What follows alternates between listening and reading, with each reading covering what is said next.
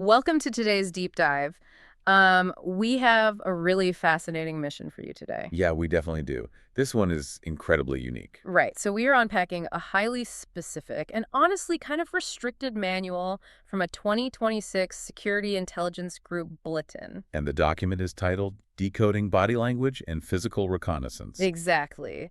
And, when you first think about physical security threats, your mind probably just jumps straight to the movie. Oh, absolutely. You picture the operative in black tactical gear. Right, like scaling a barbed wire fence at 2 in the morning.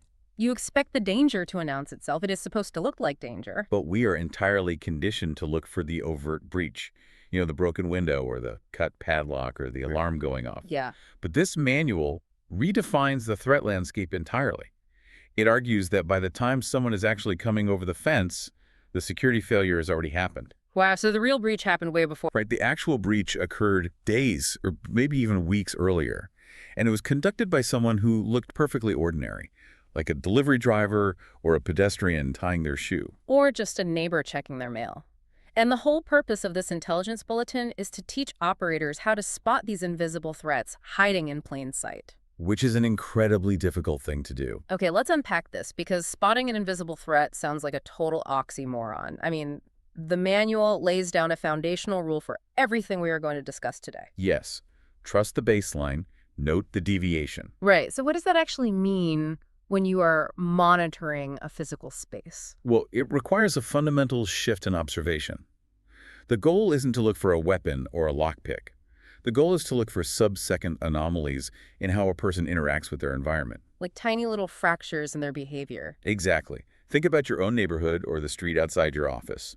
A routine pedestrian, someone who organically belongs there, moves with a specific, relaxed rhythm. Yeah, they just kind of flow through the space. Right? They have a clear trajectory. They navigate obstacles without overthinking them. They exist in a state of low cognitive load. That is the baseline.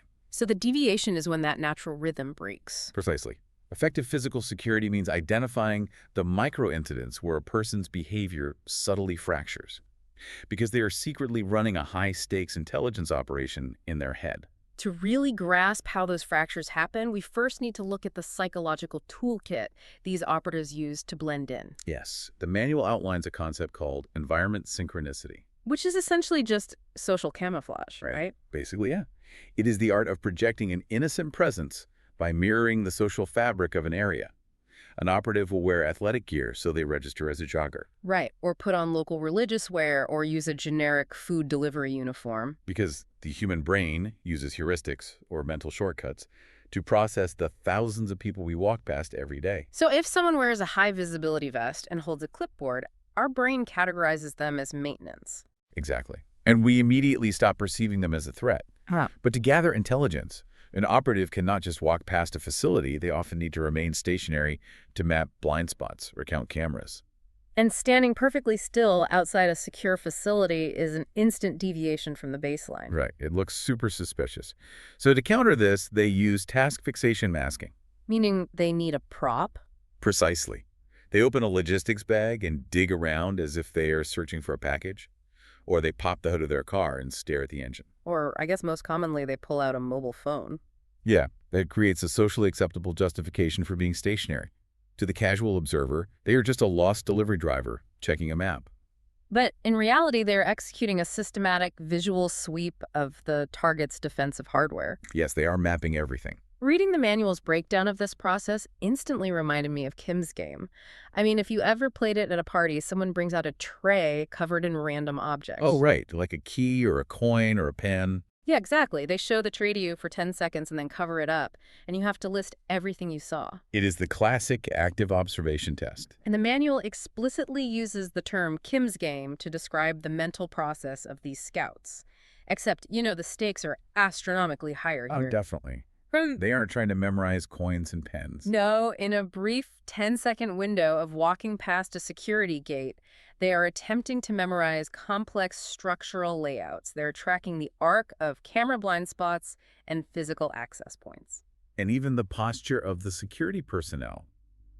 And if we connect this to the bigger picture, you can begin to see why the camouflage eventually frays. Because it is just too much to hold in your head. Exactly. The ordinary pedestrian is relaxed and moving on autopilot. But the hostile scout is playing a life-or-death version of Kim's game. All while pretending to just absentmindedly scroll on their phone. Right. So they are operating under an immense cognitive load.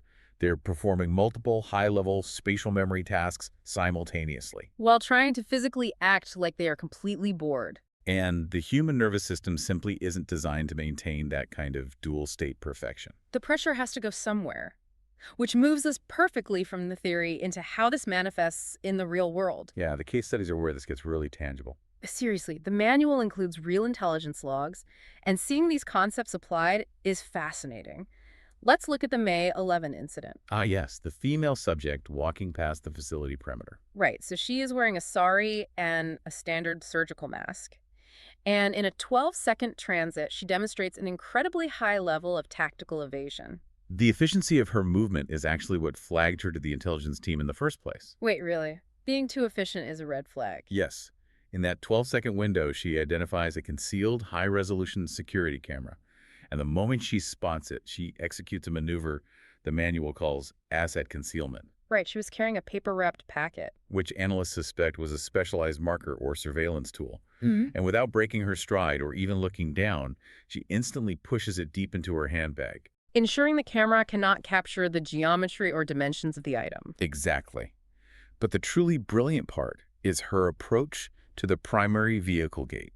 She employs a spectacle pretext. This blew my mind. She reaches up to adjust her surgical mask, but she mimics the precise biomechanics of adjusting glasses. Right, the specific hand positioning and elbow flare that a person makes when they are pushing sliding glasses back up the bridge of their nose. So by doing this, she creates a physical shield with her hand and forearm, blocking her face from potential facial recognition software. All while actively using deliberate eye tracking to map out the placement of the guard dogs inside the compound.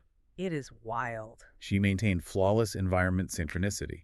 She registered to casual observers as just a woman in a sari adjusting a mask, but she was running a complex multi-vector reconnaissance scan. Then we have a log from May 6th, which features a completely different approach. This incident involves a minor riding a ladybird bicycle. Yeah, which is a very popular brand of girls' bicycles in India. Right? Complete with a basket and step-through frame. It is the universal visual shorthand for an innocent neighborhood kid. But the security team flagged this minor for structured loitering. Yes, because the kid is making tight parabolic U-turns in the road. Then they approach the gate, execute a wider U-turn, and repeatedly ring the bicycle bell. And the intelligence assessment determined this was not a child at play. It was a deliberate, calculated probe to evaluate the compound's active defenses. So the ringing of the bell was a sonic trigger. Exactly. It was utilized specifically to measure the response latency of the guard dogs and to observe how many seconds it would take for human occupants to approach the perimeter. I have to push back here for a second because applying this in real life seems incredibly difficult. I mean, adjusting a mask or a kid doing U-turns on a bike and ringing a bell, these are universally normal behaviors. They definitely are. Right. So if we start interpreting every mask adjustment or every kid playing in the street as a hostile surveillance operation, I feel like we just descend into complete paranoia. How do we avoid that? That is the exact threshold professional security teams have to navigate every day. You cannot isolate a single physical action. So it is about the context. It is. The methodology relies entirely on combinations of behaviors that deviate from the baseline. Look at the architecture of the bicycle incident. First, the rider executes a tight U-turn to observe. Right. Then a wider pass, introducing the auditory signal. Finally, a precision pass at high proximity to maximize their line of sight into the compound. Combined with the sustained, repeated ringing, specifically when no organic reaction occurs from inside the gate. Right. Think about it. A normal kid rings a bell, maybe a dog barks aggressively, the kid gets startled. And the organic reaction is to pedal away quickly. Exactly. The normal baseline is retreat. But if the rider rings the bell, the dog barks, and the rider intentionally stays in the zone to systematically measure the response time, that behavior is highly structured. It lacks the chaotic, spontaneous nature of child's play. It really does. Yeah. The manual concludes this was an instance of third-party orchestration.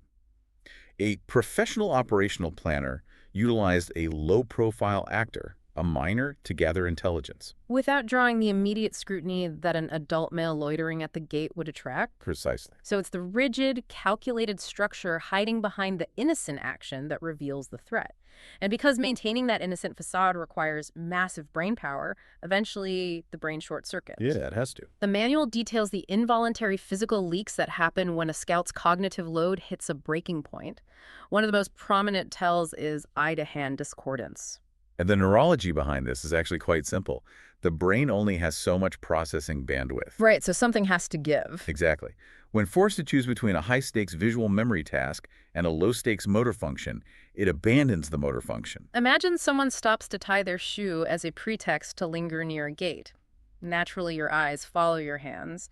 You look at the laces. But in a state of eye-to-hand discordance, the hands are going through the mechanical motions of tying the shoe, while the eyes are rigidly scanning the horizon. Just locked onto a camera or a keypad. Yeah. It's like trying to rub your stomach and pat your head, but if you mess up, you go to prison.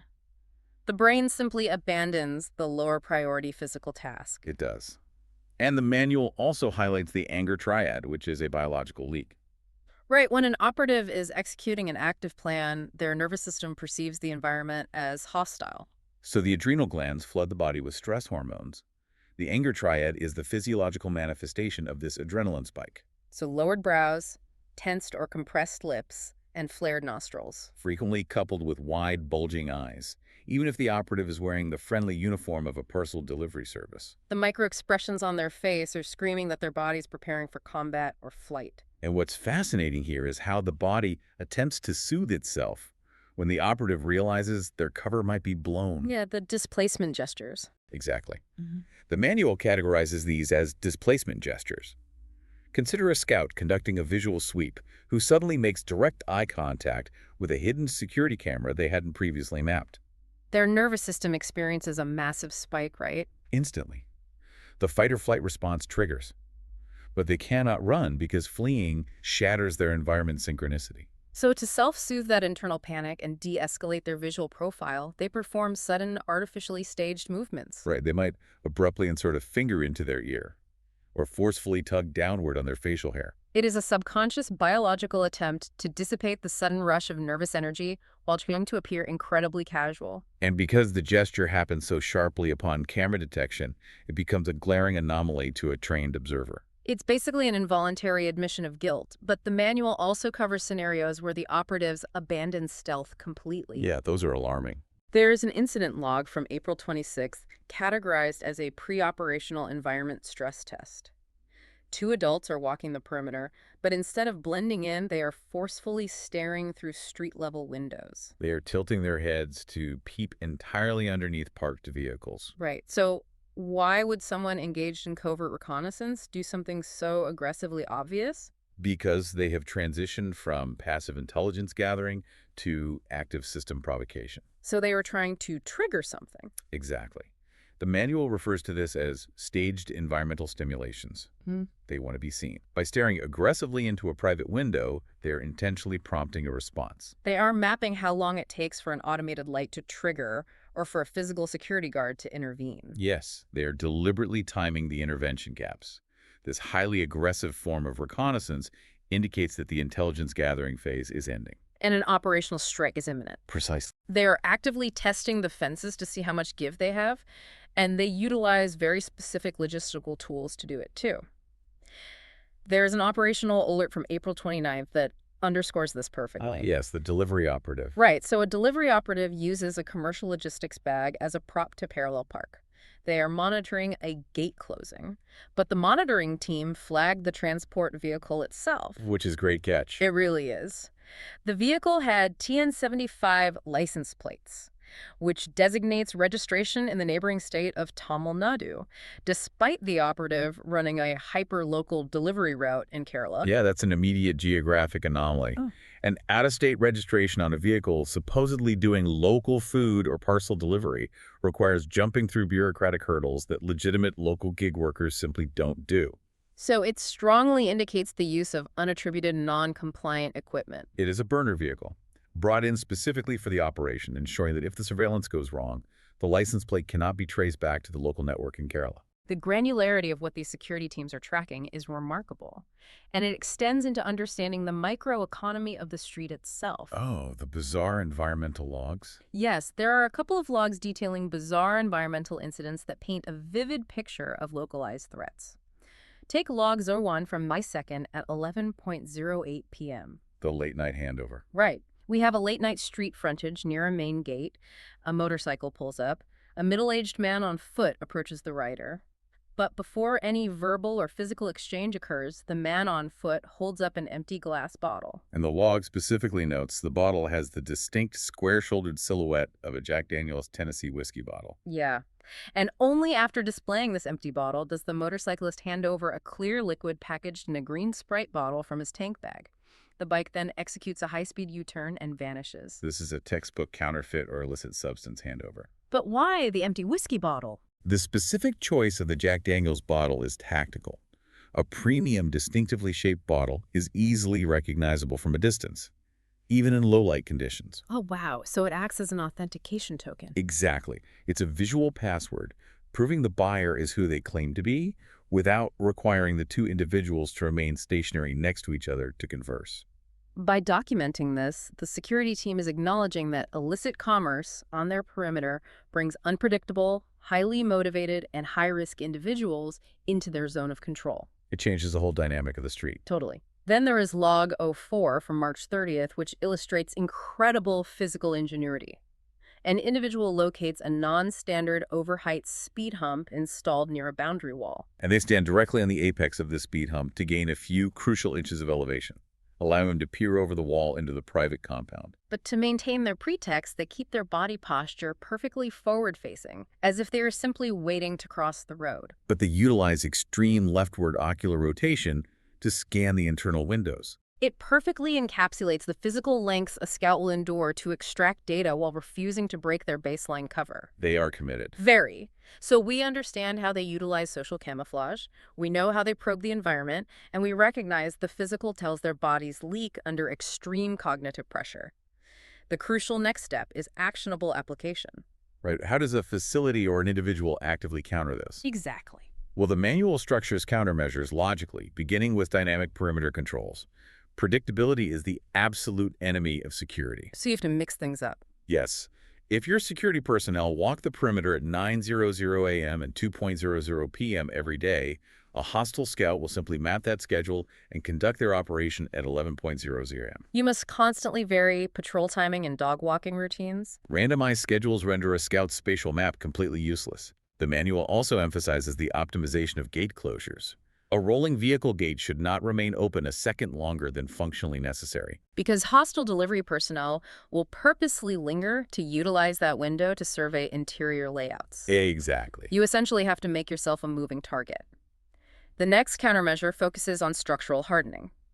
This involves eliminating shadow zones by installing motion-activated floodlights rather than relying on static street lamps. More specifically, the manual identifies a critical reconnaissance window between 5:00 a.m. and 6:30 a.m., demanding that all lower-level openings be secured during this time. Why that specific window? That dawn window provides the perfect environment for hostile observation. The streets are largely empty, minimizing the risk of third-party interruption. Visibility is steadily improving. Yeah, yet most residents and security personnel are either asleep or at their lowest state of biological alertness. It is the optimal time to play Kim's game. But the section on behavioral escalation delivers what I think is the single most actionable piece of advice in the entire document. Here's where it gets really interesting. With the gaze duration. Yes. The instruction to security monitors is simple. Monitor gaze duration. Do not get distracted by the social camouflage. Ignore the delivery uniform, the athletic gear, or the clipboard. Look exclusively at where they are looking. Gaze duration is the ultimate truth teller. A casual passerby looks forward. Their eyes naturally track the path ahead of them to navigate obstacles. But reconnaissance scouts, regardless of how impeccable their disguise is, must focus intensely on hardware, cameras, locks, and structural weaknesses to gather their data. If you track the gaze, you completely bypass the disguise. The manual also stresses the importance of logging re-entry patterns. If an individual loops past a specific boundary multiple times within an 11 to 90-minute window, that constitutes a massive behavioral red flag. Because the operative is looping back to verify the structural data they gathered on their first pass. So they are double-checking their work. Right. By the time an individual is conducting an 11 to 90-minute loop, they have transitioned from a passive observer to someone actively refining an operational strike plan. You do not ignore that loop. You log the visual data and immediately escalate your defensive posture. Absolutely. So what does this all mean? We started this deep dive talking about the Hollywood myth of the ninja jumping the fence. And we found out the reality is much more subtle. Yeah, the reality this intelligence bulletin exposes is that true security isn't just about building a taller wall or buying a louder alarm. It is about cultivating an intense analytical awareness of your everyday environment. It's about understanding the baseline rhythm of your street so intimately that you can spot the sub-second deviations. It's recognizing the task fixation masking, understanding the biological reality of eye-to-hand discordance, and intercepting the aggressive, lingering gazes of the invisible threats walking right past your front door. And this framework leaves us with a critical question to consider. We spent this entire deep dive analyzing the techniques hostile actors use to observe our baseline. Right. But how well do you actually know your own baseline?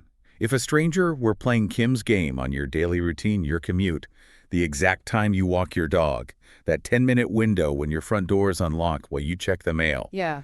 What vulnerabilities are you inadvertently projecting to the street right now without even realizing it? The invisible threat relies entirely on your predictability. That is a deeply unsettling thought to leave on. The operative and tactical gear might be a myth, but the guy in the delivery uniform timing your morning routine is very, very real. Thank you for joining us on this deep dive into the hidden mechanics of physical reconnaissance. Stay curious, trust your baseline, and most importantly, stay observant. We'll catch you next time.